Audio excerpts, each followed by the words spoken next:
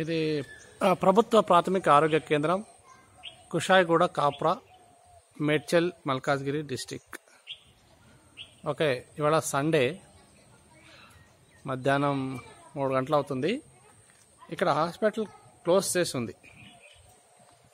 సిబ్బంది కానీ స్టాఫ్ కానీ ఎవరూ లేరు.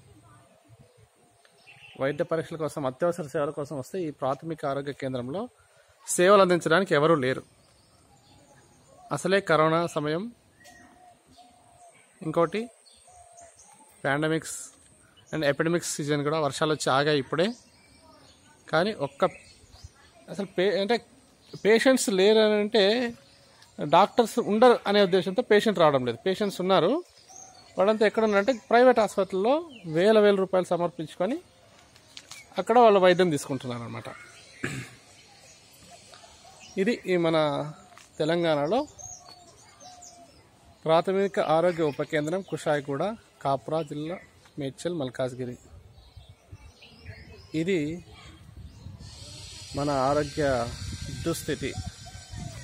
కనీసం వివరణ కోవడానికి మామూలుగా అయితే ఇంత పెద్ద హాస్పిటల్లో ఒక వాచ్మెన్ అని ఉంటారు, వాచ్మెన్ లేరు. 24 అవర్స్ సేవలు అందించాల్సిన ప్రాథమిక ఆరోగ్య కేంద్రాలు ఇవి. బస్తీ దవాఖాన అయితే మొత్తం బందే ఉన్నాయి, ఎక్కడ కుల్లా లేవు, ఎక్కడ ఓపెన్ చేసిన సందర్భాలు లేవు. ఏ విధమైన వైద్య సేవలు అందిస్తున్నారు అనేది మనం దీన్ని బట్టి చూడొచ్చు అన్నమాట. ప్రజల ప్రాణాల మీద ప్రభుత్వానికి ఏ రకమైన అవగాహన ఉంది, ప్రజలకి ఏ విధంగా సేవలు అందిస్తారు.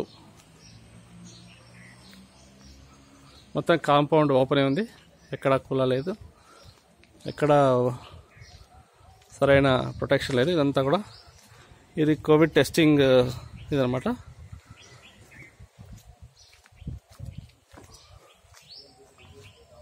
క్యూబిక్ ఇది కోవిడ్ టెస్టింగ్ క్యూబిక్ ఇది. సో మొత్తం ఈ విధంగా ఉంది దీని పరిస్థితి.